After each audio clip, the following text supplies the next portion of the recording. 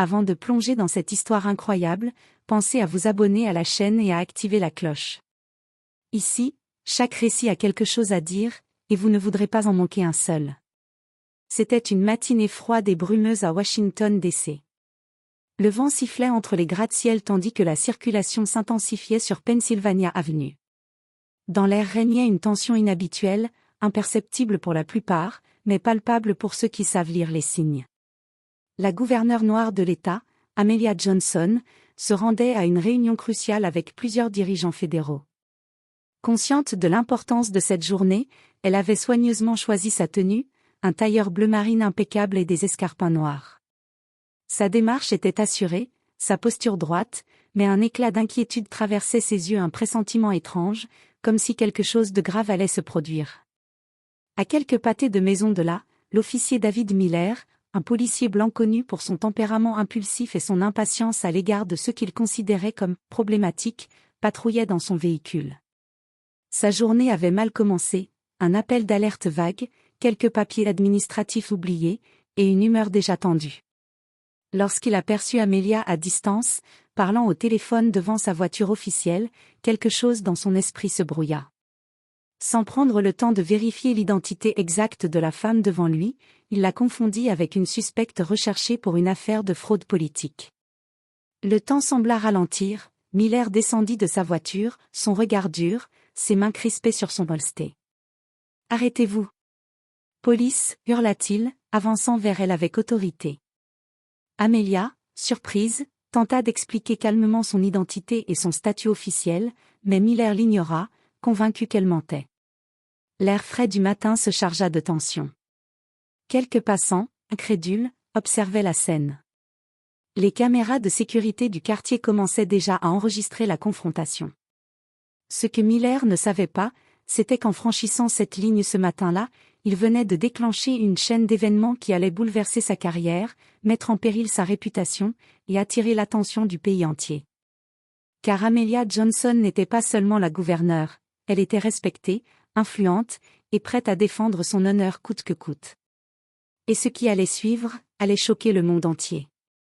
Le vent glacé balayait la rue tandis qu'Amelia Johnson levait calmement les mains, essayant de calmer la situation. « Je suis la gouverneure Amelia Johnson », dit-elle d'une voix ferme mais mesurée, en espérant que l'officier Miller écouterait enfin. Mais Miller, aveuglé par sa méfiance et son arrogance, ne voulait rien entendre. « Arrêtez-vous immédiatement. Vous êtes soupçonné de fraude politique, hurla-t-il, sa voix résonnant contre les murs des immeubles voisins. Amelia prit une profonde inspiration, consciente que tout mouvement brusque pourrait être interprété comme une menace. « Officier, vous faites une grave erreur, » dit-elle, essayant de garder son calme. Mais Miller, convaincu de son jugement, la saisit par le bras avec force et la tira vers sa voiture de patrouille. Les passants s'étaient regroupés, certains sortant leur téléphone pour filmer la scène. Les murmures et les exclamations commençaient à se faire entendre. Amelia sentit l'humiliation monter en elle, mais derrière cette colère, une détermination froide se formait. Elle savait que céder maintenant serait fatal. À l'intérieur de la voiture de patrouille, Miller ne se rendait pas compte qu'il venait de commettre une erreur monumentale. Il ne connaissait pas le visage de la gouverneure. Il ignorait qu'elle avait le pouvoir non seulement de le dénoncer, mais de ruiner sa carrière en quelques heures. Amelia, bien que secouée, commença à réfléchir rapidement. Elle devait garder son sang-froid. Chaque mot, chaque geste allait être analysé par les témoins et bientôt par les médias. Son plan se dessinait peu à peu, ne pas montrer de peur, documenter chaque abus, et préparer une revanche qui ne laisserait aucune place à l'erreur. Une fois au commissariat, Miller continua son attitude arrogante, pensant avoir affaire à une simple citoyenne troublée. Mais dès qu'Amelia fut placée dans une salle d'attente, son téléphone discret glissa de sa poche. En quelques secondes, elle envoya un message à son assistant personnel, alertant les responsables de sécurité et le cabinet de presse. La machine était lancée.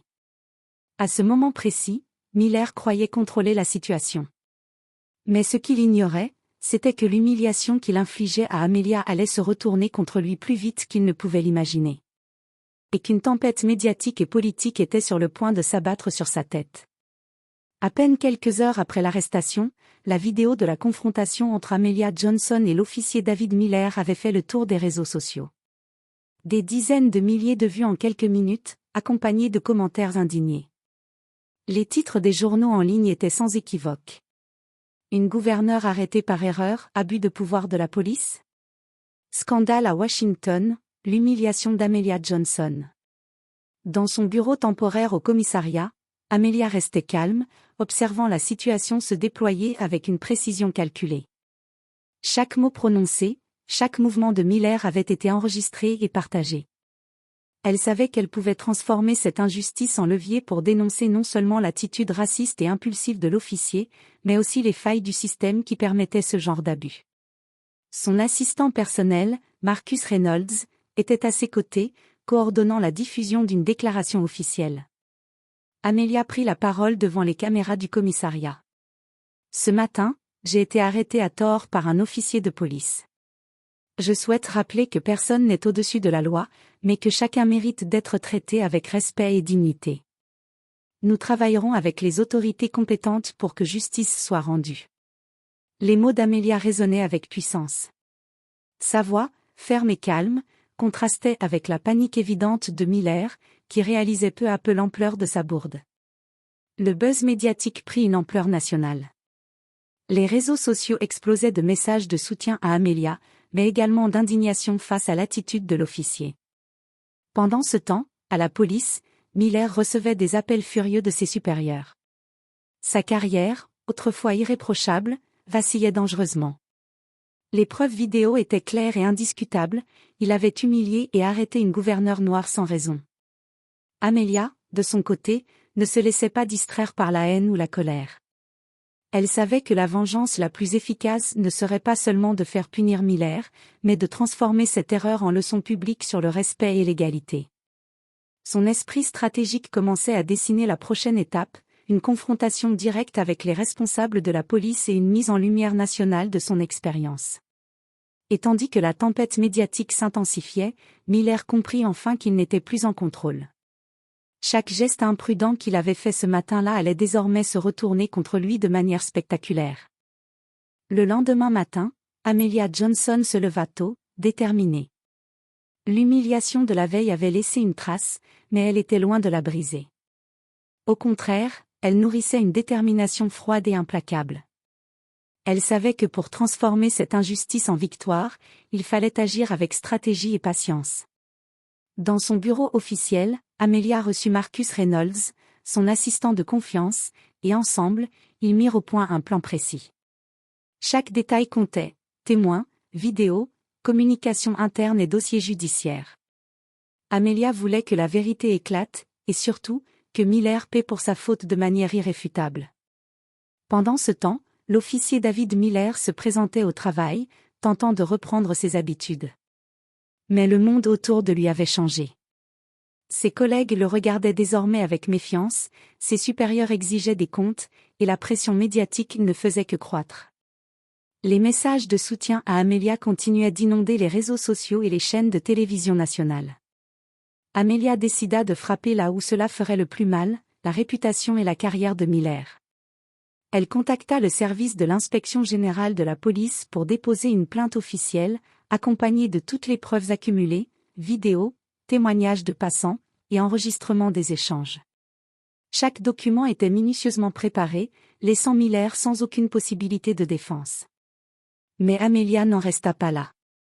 Elle organisa également une conférence de presse nationale, soulignant le comportement inacceptable de Miller et le danger que représentaient les préjugés dans l'application de la loi.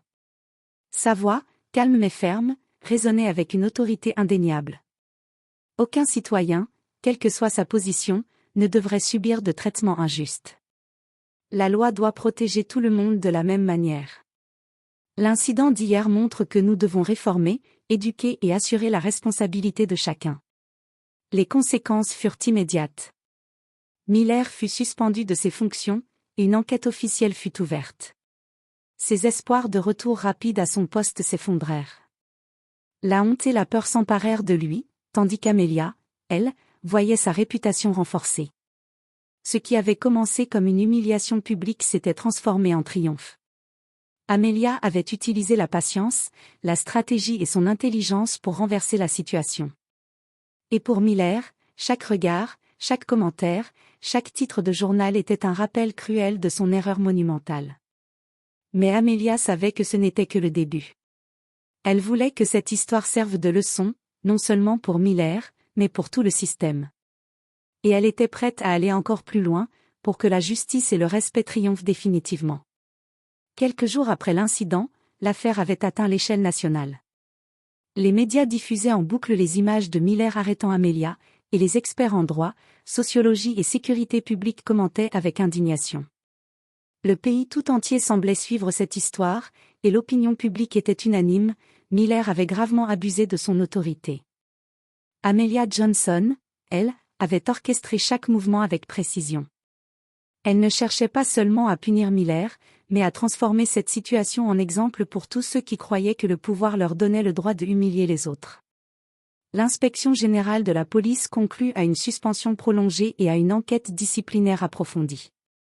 Miller fut confronté aux preuves accablantes, vidéos, témoignages, et rapports d'experts démontrant son comportement inacceptable. Chaque tentative de justification tombait à plat. Sa carrière, jadis prometteuse, s'effondrait sous le poids de ses propres actions. Mais la revanche d'Amelia ne se limitait pas à la carrière de Miller. Lors d'une conférence de presse organisée par le gouvernement, elle prononça un discours puissant devant la presse et les citoyens. Ce n'était pas seulement mon honneur qui était en jeu hier. C'était la dignité de chaque citoyen qui croit en l'égalité devant la loi. Les abus de pouvoir doivent être dénoncés, et ceux qui pensent qu'ils sont au-dessus des règles doivent comprendre que la justice finit toujours par rattraper l'injustice. Le discours fut relayé à travers le pays et inspira des discussions sur les réformes policières et la responsabilité des forces de l'ordre. Amelia devint un symbole de courage et de résilience, tandis que Miller sombrait dans l'oubli professionnel, honteux et discrédité.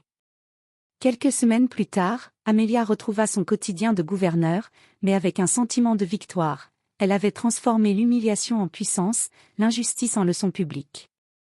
Et tandis qu'elle reprenait ses fonctions officielles, elle savait que son action avait non seulement restauré son honneur, mais aussi rappelé à tous que le respect et la justice ne peuvent jamais être ignorés. Le monde avait été témoin d'une humiliation qui s'était retournée en triomphe éclatant. Et pour Miller, chaque regard qu'il croisait, chaque article lu, chaque commentaire entendu lui rappelait amèrement qu'il avait sous-estimé la force et la détermination d'Amelia Johnson.